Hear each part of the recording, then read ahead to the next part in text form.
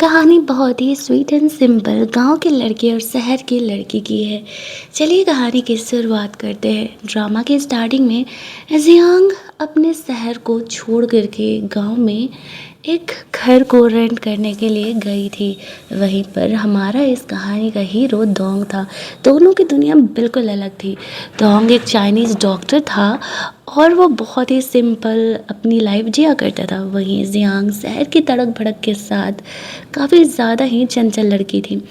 दोनों ही एक दूसरे को देखते हैं। जियांग को कहती है, अरे ये तो तुम हो। कहानी कुछ दिनों पहले जाती है जहाँ पर कि दोंग अपने दोस्तों के साथ जियांग के ही क्लब में आया हुआ था। वहाँ पर वो पार्टी वार्टी कर रहा था। वह शहर में ये लाइफ स्टाइल जीने के लिए बहुत कम ही ज़ाया करता था। जियांग उसी क्लब में काम करती थी। जब वो वहाँ से निकल रही थी तो उसकी तबीयत थोड़ी सी ख़राब होती है और वो दोंग के सामने ही बेहोश हो जाती है। अब दोंग एक डॉक्टर था, वो जियांग को इग्नोर नहीं कर सकता था, तो वो एक्यूपंक्चर किट लेकर के चलता है वहाँ पर और वो जियांग को ट्रीट करता है। जियांग को जैसे तैसे करके वो होश में लाता है और यहाँ पर जब जियांग की आँख खुलती है तो उसे ऐसा लगता है कि ना जाने दोंग ने उसे क्या इंजेक्ट कर दिया है। वो बहुत ही घबरा जाती है अपनी बॉडी पर इंजेक्शन का मार्क देख करके और तुरंत ही पुलिस को कॉल कर देती है। अब दोंग को फ्रेंड उसे कह रहा था, एक तो दोंग ने तुम्हारी जान बचाई है, उसे थैंक्स बोलने के बजाय तुम पुलिस को कॉल कर रहे हो। ऑब्वियस सी बात है, अकेली लड़की ऐसे सिचुएशन में यही करेगी। अगले सीन में वो लोग पुलिस स्टेशन से लौट रहे थे। जियांग दोंग को सॉरी बोलती है और साथ ही में कहती है, सुनो ना, मेरा फ़ोन ऑफ हो चुका, क्या तुम मुझे कुछ पैसे उधार दोगे? बाद में तुम मुझे अपना नंबर और आईओ दे देती हूँ, मैं तुम्हारे पैसे तुम्हें लौटा दूँगी। दोंग ने अपने फ़ोन में कुछ पैसे रखे हुए थे, वो जियांग को कैश दे देता है। उसके दोस्त टैक्सी में उसका इंतज़ार कर रहे थे, तो जियांग यहाँ पर जल्दी जल्दी दोंग को एक आईओ लिख करके दे दिया। आफ्टर दैट दोंग वहाँ से चले जाता है। जियांग की तरफ से दिया हुआ आयु वो पहले की तरह अपने फ़ोन में संभाल करके रख लेता है। जियांग वहाँ से घर जा रही थी तो उसे पता चलता है उसे क्लब की जॉब से निकाल दिया गया है। वो अपने मॉम डैड के खिलाफ आकर के यहाँ शहर में काम किया करती थी। वैसे तो वो अपने घर में बहुत ही ज़्यादा अमीर फैमिली से बिलोंग करती है, लेकिन उसे अरेंज मैरिजेस वगैरह नहीं करना है और ना ही उसे अपने डैड की कंपनी संभालनी है। उसे अपने मन की मर्जी का काम करना था।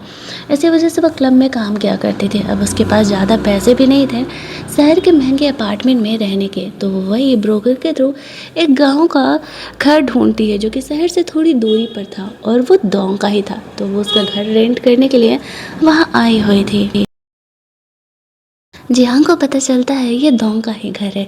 अब दोंग जियांग को इस घर में एज ए रेंटर नहीं रहने देने चाह रहा था, लेकिन जियांग उसे रिक्वेस्ट करती है कि देख भाई, मेरे पास ना इतने सारे पैसे नहीं हैं, तू ना प्लीज़ मुझे यहाँ पर कुछ दिनों के लिए रहने दो, क्योंकि अगर पैसे होते तो ऑब्वियस सी बात है मैं इतनी बोरिंग सी जगह पर तो नहीं आती ना। दोंग यहाँ पर जियांग पे तरस खा करके उसे घर में रहने के लिए अलाउ कर देता है। घर बहुत ही खूबसूरत और बड़ा था। जियांग घर में अंदर जाती है तो दोंग उसे कॉन्ट्रैक्ट देता है। उसमें काफ़ी सारे रूल्स लिखे थे। 10 बजे के बाद वो बाहर नहीं जा सकती।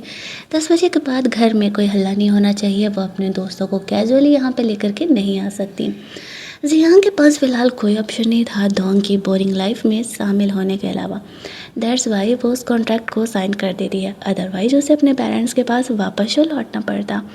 दोंग जियांग को उसका कमरा देता है और बोलता है तुम वहाँ स्टे कर सकती हो। दोंग का एक स्टूडेंट भी था जो कि उसे चाइनीज़ मेडिसिन वगैरह सीखा करता था। उसका स्टूडेंट जियांग को उसके कमरे में लेकर के जाता है। दूसरे सीन में हम लोग देखते हैं कि दोंग सूप बना रहा था, उसे खाना भी बनाना आता है।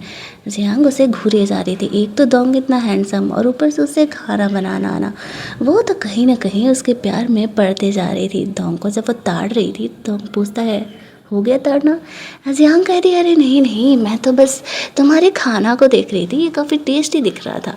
दोंग यहाँ पर जियांग को अपना फूड ऑफ़र करता है। शुरुआत में तो वो थोड़ा नखरा दिखा रही थी, लेकिन जब वो टेस्ट करती है तो वो एक्चुअल में बहुत ही ज़्यादा टेस्टी था।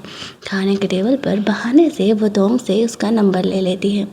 लेट नाइट जब वो अपने दोस्तों के साथ पार्टी करने निकलती है तब दोंग उससे उसका रूल याद दिलाता है और बोलता है अफसोस तुम रात में 10 बजे के बाद बाहर नहीं जा सकती। ये तो तुमने रूल में पढ़ा ही था ना। और वो घर के गेट को बंद कर देता है। जियांग कहती है ठीक है, अगर तुम नहीं जाने दोगे तो फिर मैं यहीं पर गाना चला के डांस करूँगी। इतनी बोरिंग ज़िंदगी कौन जीता है यार, मैं 24 साल की हूँ, बच्ची थोड़ी हूँ जो 10 बजे के बाद बाहर नहीं जा सकती। वो दोंग को परेशान करने के लिए गाना चला करके उसके सामने ही डांस करने लगती है। शुरुआत में तो दोंग उसे बर्दाश्त कर रहा था, लेकिन फिर एट द एंड उसे उठा करके वो कमरे में ले करके जाता है और जियांग को कहता है तुमने कॉन्ट्रैक्ट साइन कर लिया है और तुम्हें मेरे रूल के हिसाब से चलना पड़ेगा। तो ना तुम एक काम करो, तुम शांति से यहाँ पर जो है घर पर आराम करो। अब उसे जियांग को कमरे में छोड़ करके वो अपने कमरे में सोने के लिए चले जाता है। लेट नाइट जियांग अपने कमरे में सो रही थी, तभी लाइट चली जाती है। बाहर मौसम बहुत ही ख़राब था और इस ख़राब मौसम में जियांग को डर लगता था। बिजली का चमकना, बादल का गरजना, तो वो दोंग के कमरे में चली जाती है और उसे रिक्वेस्ट करती है कि उसे इस ख़राब मौसम में बहुत ही डर लगता है, प्लीज़ सिर्फ वो आज रात उसे अपने कमरे में स्टे करने दें। दोंग जानता था कि जियांग झूठ नहीं बोल रही, इसलिए वो उसे कमरे में सोफे पे सोने के लिए अलाउ कर देता है। वो चुपचाप बैठ करके अपने बुक को पढ़ रहा था और जियांग 5 मिनट के अंदर ही सो जाती है। नींद में वो बड़बड़ा रही थी। दोंग सोचता ये तो कुछ ज़्यादा ही जल्दी सो गई, लेकिन अभी कुछ ही घंटे बीते थे कि जियांग जैसे ही करवट बदलती है वो सोफे से सीधे नीचे गिरती है और बेचारी को चोट लग जाता है। तो फिर दोंग उसे अपने बेड पर सोने के लिए ऑफर कर देता है, कर भी कह सकता था। अगली सुबह दोंग वापस से कुछ दवाओं को बना रहा था और जियांग बाहर का कोक पीते हुए आती है। दोंग उसे कहता है वह तुम्हारा लिवर ख़राब कर सकता है, बेहतर होगा तुम मेरी दवाओं को ट्राई करो। जियांग को एक्शन में उसका बनाया वह सूप काफ़ी टेस्टी लग रहा था, लेकिन शुरुआत से ही उसे बाहर की चीज़ों का आदत था जो कि इतनी आसानी से नहीं छूटने वाला है। लेट नाइट वो वापस से सो जाती है। अगली सुबह दोंग उसे जगाने के लिए आता है। उसने हॉल में कबाड़ी करके रखा हुआ था। जियांग कहती है सॉरी कल रात में ड्रिंक मिक्स कर रही थी और क्लीन करना भूल गई। तो दोंग उसे नियम याद दिलाते हुए कहता है जाओ जाकर के उसे क्लियर करो। जियांग सोचती है यार ये बंदा इतना डिसिप्लिन से कैसे जी सकता है, ये भी तो अप्रोक्स मेरी ही एज का है, तो इतना हार्ड लाइफ जीने की क्या ही ज़रूरत है। वो फिर यहाँ पर जा कर के उन चीज़ों को ठीक करने लगती है और दोंग ने यहाँ पर उसे पनिशमेंट दिया था क्योंकि उसने उन चीज़ों को क्लियर नहीं किया था, तो रूल को 5 टाइम्स लिख करके आना था। अब लिखते लिखते बेचारी जियांग का हालत ख़राब हो जाता है। दोंग से वो रिक्वेस्ट करती है कि क्या ऐसा नहीं हो सकता कि वो ये रूल्स को ना लिखे। हाथ में दर्द होने का भी बहाना करती है, लेकिन दोंग उसकी बात नहीं सुनता है और कहता है रूल्स आर रूल्स, उसे तो पूरे करने पड़ेंगे। अगले दिन जियांग देखती है कि दोंग पेशेंट्स को ट्रीट कर रहा और वो काफ़ी हॉट लग रहा था। तभी वो उससे बात करने के लिए जाती है। वो उस पर गुस्सा करते हुए कहता है तुम्हें पता है ना कि पेशेंट को ट्रीट करते समय सबको मास्क पहनना है, डॉक्टर को भी और पेशेंट को भी, जाओ मास्क पहन करके आओ। जियांग का वो केयर कर रहा था। जियांग उसे छेड़ती है लगता है कि तुम मेरी फिक्र कर रहे हो। थोड़ी देर बाद जो उसका स्टूडेंट था वो एक स्पेशल हर्ब को ढूंढ रहा था। घर क्लीन करते समय जियांग उसे कचरा समझ करके क्लीन कर चुकी थी। अब स्टूडेंट उसे बोलता है वो दोंग के लिए बहुत ही ज़रूरी था, आज वो दवा बनाने वाला था और वो हर्ब उसे मिलना ही था। अब जियांग सोचती है यार ये तो इतना महंगा है, वो अपनी सैलरी से तो कभी ख़रीद नहीं पाएगी। सोचती है पहाड़ों पर उसे वो हर्ब मिल जाएगा और वो टोकरी को लेकर के पहाड़ों पर उन हर्ब को ढूंढने के लिए चली जाती है। उसका सेक्रेटरी भी उसे नहीं रोकता, उसे लगा था कि वो कुछ घंटों में लौट आएगी, लेकिन हर्ब ढूंढते ढूंढते वो वापस से बेहोश हो जाती है। इधर लेट नाइट जब दोंग घर आता है तो उसका सेक्रेटरी परेशान था। वो पूछता है क्या हुआ, तो बताता है कि ये हर्ब ढूंढने के लिए जियांग पहाड़ों पर गई थी और अब तक वापस नहीं आई है। मौसम काफ़ी ख़राब था, दोंग जानता था कि जियांग मुसीबत में पड़ सकती है, इसी वजह से वो उसे ढूंढते हुए अम्ब्रेला ले करके निकल जाता है। थोड़ी ही दूर गया था कि देखता है जियांग वहाँ पर बेहोश पड़ी हुई है। वो उसे वहाँ से लेकर के वापस लौटता है। जियांग उसे कहती है अच्छा एक बात बताओ, तुम इतने हॉट हो तो फिर इतना डिसिप्लिन लाइफ और इस तरीके से बोरिंग लाइफ क्यों जीते हो? तुम इतने खूबसूरत हो, इतने टैलेंटेड हो, तुम्हारी तो गर्लफ्रेंड भी होनी चाहिए, लेकिन तुम्हें देख करके लगता नहीं है कि तुम्हारी गर्लफ्रेंड है। दोंग उसे कहता है आई थिंक कि तुम्हारे सर पर असर हो गया है, तुम्हें आराम करने की ज़रूरत है। वो उसे घर लेकर के जाता है। जियांग तो मस्त घोड़े बेच करके सो रही थी और दोंग काफ़ी लेट नाइट तक उसका केयर कर रहा था। अपने सेक्रेटरी से वो उसके लिए दवा वगैरह भी मंगाता है और जियांग का केयर करता है। जब वो अगली सुबह जगती है तो देखती है डोंग उसी के कमरे के गेट पर बैठे बैठे सो रहा है। वो प्यार से जाती है, उसे चिक्स पर कस करके कहती है, इस बार तो सच में तुम्हारा मुझ पर एहसान रहा, तुमने मेरी इतनी बड़ी हेल्प जो की है। डोंग सो रहा था, उसे इस बात का पता ही नहीं चलता है। थोड़ी देर बाद देखती है कि बहुत सारे पेशेंट यहाँ पर आए हुए हैं। जियांग जा रही है तो उसे पता चलता है कि आसपास की औरतें अपनी बेटियों का सेटिंग बढ़ाने के लिए डोंग के साथ आई हुई है। तब जियांग डोंग का हेल्प करने के लिए जाती है। वहाँ पर वो सबको ये दिखा रही थी कि वो डोंग के बहुत क्लोज है और चांसेस है कि वो डोंग की गर्लफ्रेंड भी है। ये बात पता चलते ही बाकी सारी औरतें जो यहाँ पर आई हुई थी वो चली जाती है। जियांग यहाँ पर डोंग को कहती है, अब तुमने मेरा कल रात हेल्प किया था तो मैंने भी तुम्हारा हेल्प कर दिया। तभी डोंग को उसकी मॉम का कॉल आता है। वो अपनी फ्रेंड की बेटी लिली को डोंग से मिलने जाने के लिए भेज रही थी। उसे चेकअप भी कराना था और वो चाहती थी कि दोनों एक दूसरे को जाने पहचाने। जियांग वापस से अपने कामों में लग जाती है। वो नया ड्रिंक बना रही थी, लेकिन उसे उस ड्रिंक में वो चीज़ नहीं मिल पा रहा था जो वो ढूंढ रही थी। तो वो डोंग के पास जाती है, चाइनीज़ दवाओं वाली एक किताब मांगती है। डोंग उसे दे देते हैं। उसे पढ़ करके जियांग एक ड्रिंक बनाती है। डोंग को टेस्ट करने के लिए बोलती है, लेकिन वो मना कर देता है। उसका स्टूडेंट यहाँ पर आता है। जियांग उससे ऑफर करती है और वो पी लेता है। बेचारे को उसके बाद से लूज मोशन स्टार्ट हो जाते हैं। वो तो वॉशरूम जा जाकर ही परेशान हो जाता है। डोंग उससे पूछता है जियांग ने उसमें क्या क्या मिला है। जब जियांग उन चीज़ों को बताती है तो वह हंसने लगता है और कहता है, चाइनीज़ मेडिसिन तुम्हें मजाक लगता है, इसे सालों लगते हैं पढ़ने और समझने में। तुमने जो चीज़ मिलाया है इससे बेचारे का पेट खराब हो गया। एट द एंड डोंग को उसे दवा देना पड़ता है ताकि वो रिलैक्स हो सके। अगले दिन वही गर्ल लिली जिसको कि डोंग की मॉम ने भेजा था वो आती है डोंग से मिलने के लिए। डोंग उसका चेकअप कर रहा था और जियांग को ये देख कर के जो जलन मचता है ना कि पूछो मत। वो देखती है लिली खूबसूरत है, ऑब्वियस सी बात है, काफ़ी काम है और इतने अच्छे तरीके से बिहेव करने वाली है। जाहिर सी बात है कि डोंग उसे पसंद करेगा ही। उसके जाने के बाद वो ना बहुत सारी चीज़ें ऐसी करती है और उन दोनों के बीच बार बार आए जा रही थी। उन दोनों को तो वो अकेले छोड़ ही नहीं रही थी। खाना वाना खाने के बाद जब वो वहाँ से चली जाती है तब जियांग डोंग से कहती है, आई थिंक कि मुझे यहाँ से चले जाना चाहिए अब भाई लिली जैसी इतनी अच्छी लड़की आई है, ऑब्वियस सी बात है कि तुम यहाँ पर उसका अब गर्लफ्रेंड बॉयफ्रेंड बनोगे तो उसे अच्छा नहीं लगेगा। एक फ़ीमेल होकर के मैं यहाँ पर तुम्हारे साथ रह रही हूँ। तो ये कह के वो अपने क्लब के लिए निकल जाती है। अब डोंग को समझ में नहीं आता कि ये इतना ओवर रिएक्ट क्यों कर रही है। उसने तो ऐसा कुछ किया नहीं, ना ही उसने ऐसा कुछ कहा उसे, फिर भी। और डोंग एक दो दिनों तक उससे बात करने का इस बारे में जब भी कोशिश करता तो वो उसे इग्नोर ही किया करती। चुपचाप अपना काम पर जाती और काम से वापस आ जाया करती थी। उसे रहा नहीं जाता। वहाँ पर जब उसके मास्टर्स चेक करने के लिए आते हैं तो यहाँ पर उसे बताते हैं कि मुझे तो कोई बीमारी लग नहीं रही, तो फिर तुम्हें नींद क्यों नहीं आ रहा है। यहाँ पर उसका सेक्रेटरी ये सब कुछ देख करके तो समझ ही रहा था। वो तुरंत यहाँ पर जियांग को कॉल करके सारी बातें इन्फॉर्म कर देता है। जियांग उस समय अपने क्लब में थी। डोंग सोचता है बस बहुत हुआ, अब मुझे जियांग से मिलने तो जाना ही चाहिए। वो रेडी वेडी हो करके शहर पहुँचता है। जियांग अपना काम कर रही थी क्लब में। यहाँ पर वो उसे कहता है, आखिरकार तुम मुझे अवॉइड क्यों कर रहे हो। वो उसे कहती है, मैं तुम्हें अवॉइड कहाँ कर रही हूँ, मैं तो बस ये चाहती हूँ कि अब जब लिली तुम्हारी गर्लफ्रेंड वाइफ बनने वाली है तो मैं तुम दोनों के बीच में नहीं आऊँ।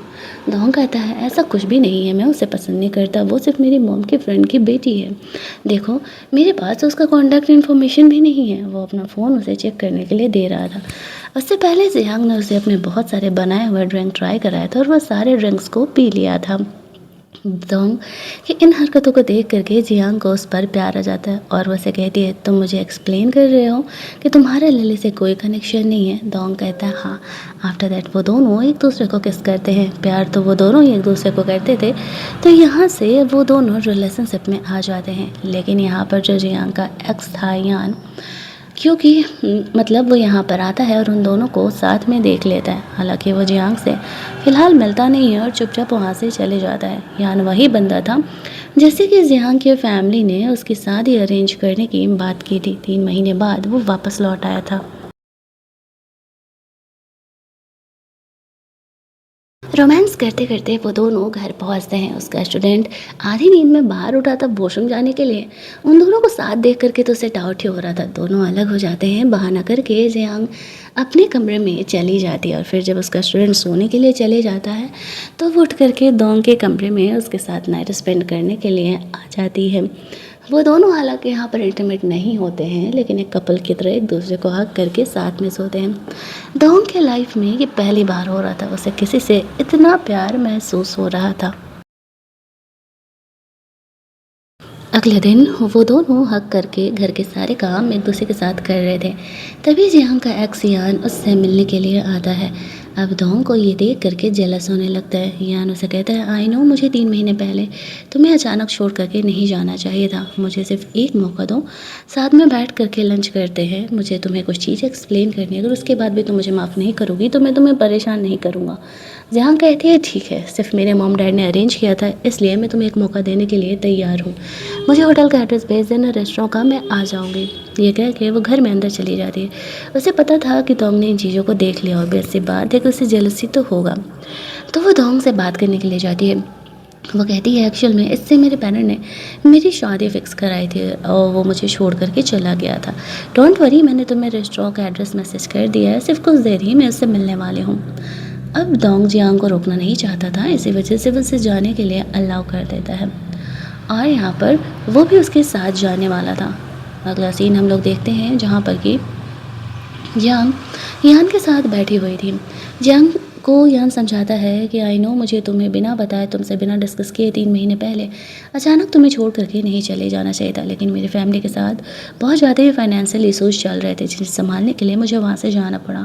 जियांग कहती, ओह, और इन 3 महीनों में तुम्हें एक बार भी समय नहीं मिला ना कि तुम मुझे कॉल करके इन चीज़ों को एक्सप्लेन कर सको। आई डोंट थिंक कि हम दोनों का ये अरेंज मैरिज आगे चल पाएगा, बेहतर होगा कि हम इन बातों को यहीं ख़त्म करते हैं। यानो से कहता है, मैंने तुम्हें क्लब में देखा था, तुम क्या डोंग को सच में पसंद करती हो? जियांग कह रही है, मेरा और डोंग का पर्सनल मैटर है, हमारे बीच कोई ऐसा रिलेशन नहीं है जो कि मैं तुम्हें एक्सप्लेन करूं कि मेरे और डोंग के बीच में क्या चल रहा है। और तुमने जो 3 महीने पहले ये हरकत की थी मुझे अचानक छोड़ करके जाने के लिए, उसकी बात एक्सपेक्ट मत करना कि मैं तुम्हें माफ़ करके अपने लाइफ में वापस लेने वाली हूँ। उसे रिजेक्ट करते हुए वो डोंग के पास वापस चली जाती है। वो बाहर उसका इंतज़ार कर रहा था।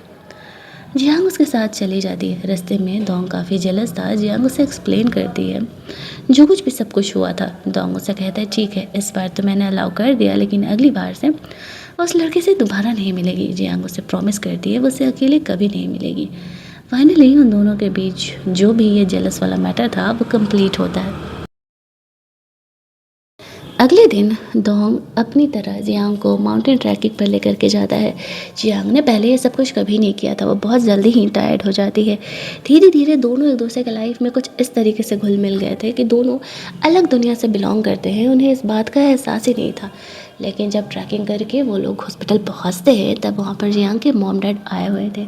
तो जियांग को ज़बरदस्ती उसके डैड वहाँ से लेकर के जा रहे थे, तो उन्हें रोकने का कोशिश करता है, लेकिन वो लोग बहुत ही ज़्यादा गुस्सा आ जाते हैं। जियांग खुद भी नहीं जाना चाहती थी उसके साथ, क्योंकि वो लोग ज़बरदस्ती उनसे अपनी मर्ज़ी के काम कराते थे, लेकिन उसके पेरेंट्स कुछ भी सुनने के लिए तैयार नहीं थे और वो जियांग को वहाँ से ज़बरदस्ती लेकर के जाते हैं और डोंग कुछ कर नहीं पाता है, या फिर शायद कुछ करना नहीं चाहता था, क्योंकि फैक्ट तो यही है, ये उनके फैमिली का मैटर है। वो शायद उसके मॉम डैड का गुस्सा थोड़ा शांत होने का इंतज़ार कर रहा था। बेचारा जियांग के कॉल मैसेज आने का वेट करते रहता है। घर जा कर के भी बहुत तमाशा होता है। जियांग कहती है, मुझे यान से शादी नहीं करना, मुझे आपकी कंपनी नहीं संभालना है, इतनी सी बात आपको क्यों नहीं समझ में आती है? उसके डैड उसे क्लियर कर देते हैं, वही उसकी इकलौती बच्ची है और कंपनी तो उसे ही संभालना होगा, चाहे जो भी हो जाए। उसकी मॉम जियांग को समझाती है, लेकिन जियांग गुस्से में अपने कमरे में चली जाती है। अगले 1-2 दिन ऐसे ही बीते हैं। जियांग कोई खाना वाना नहीं खा रही थी। उसके पेरेंट को जियांग की बहुत फिक्र थी। वो लोग भी मजबूर थे। उसकी माँ कहती है, आप जियांग को बता क्यों नहीं देते? आपकी तबीयत बहुत ज़्यादा ही ख़राब है, इसी वजह से आप चाहते हैं कि जियांग जल्दी ही कंपनी संभाले, सारे शेयर होल्डर सर पर चढ़े हुए हैं। लेकिन उसके डैड ये बात जियांग को बताना नहीं चाहते थे। उसकी मॉम जियांग को कमरे में देखने के लिए जाती है तो वो बेहोश पड़ी हुई थी। खाना नहीं खाने की वजह से वो बहुत ही वीक हो गई थी। इधर डोंग जियांग को कॉल करने का कोशिश करता है, लेकिन उसका नंबर ऑफ आ रहा था।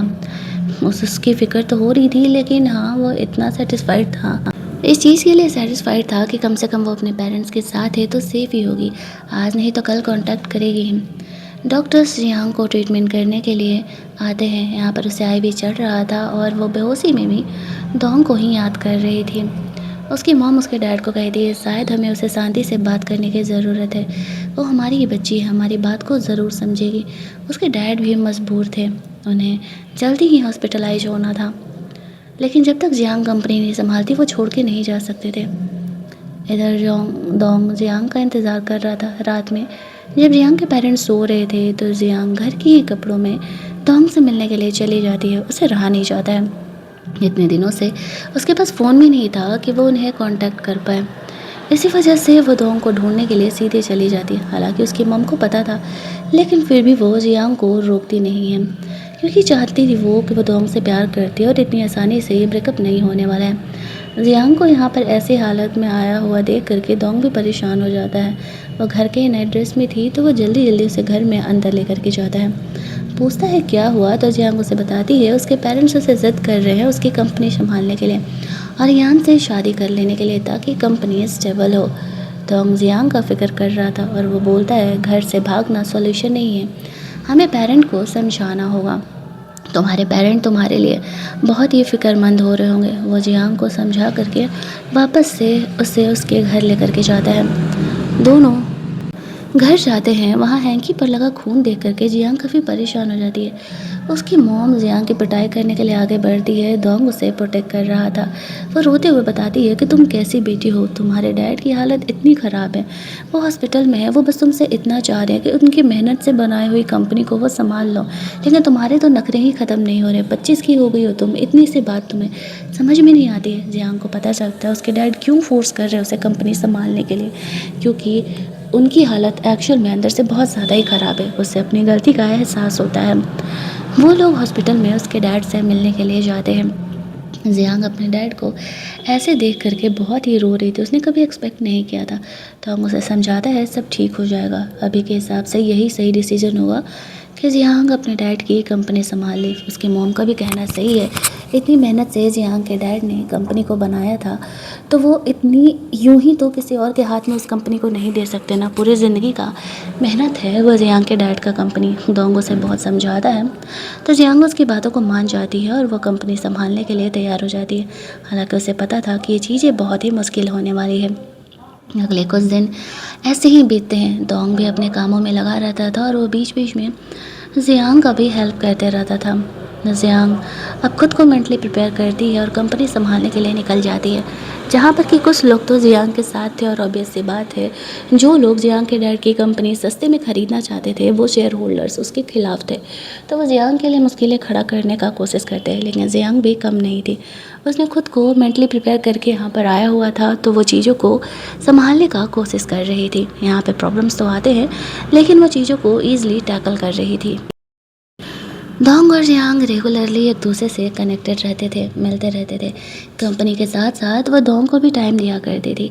एक रात दोंग जियांग से मिलने के लिए उसके कंपनी में आ जाता है। उसने उसके लिए फूड बनाया था उसे देने के लिए। दोंग भी जियांग के लिए कितनी मेहनत कर रहा है ये बात अभी उसे पता नहीं था। हालांकि वो खुश थी कि वह दोंग के साथ है। अगले दिन वो कंपनी के कुछ नए बिजनेसमैन से मिलने के लिए जाती है, जहाँ पर कि यान भी आया हुआ था। वो जियांग का हेल्प कर रहा था। इस पार्टी में वो लोग यहाँ पर बहुत ज़्यादा ही ड्रंक हो जाते हैं। जियांग के लिए ये चीज़ें थोड़ी ज़्यादा मुश्किल थी, क्योंकि वो पहली बार ऐसी पार्टीज़ में आ रही थी और वहाँ ड्रिंक करना ही होता है। यहाँ पर दोंग का कॉल बार बार जियांग को आ रहा था। यान उसे फ़ोन उठा करके बोल देता है जियांग यहाँ पर कंपनी के वजह से पार्टी में आई हुई है, तुम इसे यहाँ पर आकर के ले जाओ, बहुत ही ड्रंक है। दोंग का सेक्रेटरी से समझाता है मुझे लगता है आपको जियांग का पीछा नहीं छोड़ना चाहिए, आप दोनों एक दूसरे से बहुत ही प्यार करते हैं। भले ही लाइफ का सिचुएशन कुछ और है, लेकिन आपको जियांग पर भरोसा करना चाहिए। दोंग भी भरोसा करना चाहता था, लेकिन यान का कनेक्शन उसे पसंद नहीं आता है। अगले दिन वो जियांग के पेरेंट्स से मिलने के लिए जाता है। वो जियांग के डैड को भी चाइनीज़ मेडिसिन हर्ब से ट्रीट कर रहा था। उसके डैड दोंग को समझाते हैं देखो बेटा, मैं तुम दोनों के रिश्ते के खिलाफ नहीं हूँ, लेकिन तुम्हें पता है तुम दोनों की दुनिया बहुत अलग है। तुम चाइनीज़ डॉक्टर हो, जिसकी वजह से तुम्हें अपनी ही जगह पर रहना पड़ेगा और जियांग को कंपनी संभालना है। तुम दोनों के रिश्ते कैसे चलेंगे, तुम खुद ही समझदार हो कि तुम्हें क्या करना है। वो इनडायरेक्टली दोंग को जियांग को छोड़ देने के लिए बोलते हैं। दोंग जानता था कि लॉजिकली देखा जाए तो उसके डैड सही कह रहे हैं। जब वो जियांग से रात में मिलता है तो उसके डैड के बात को ध्यान में रखते हुए उससे ब्रेकअप करने के लिए बोलता है। जियांग रोते हुए रीजन पूछने लगती है कि हमारे बीच जब सब सही चल रहा था तो ब्रेकअप करने के लिए क्यों बोल रहा है। लेकिन डोंग उसे कोई रीज़न नहीं देता और कहता है हम दोनों एक दूसरे के लिए शुरू से ही सही नहीं थे। बोल करके वहाँ से चले जाता है। एक तरफ जियांग रोई जा रही थी और दूसरी तरफ डोंग।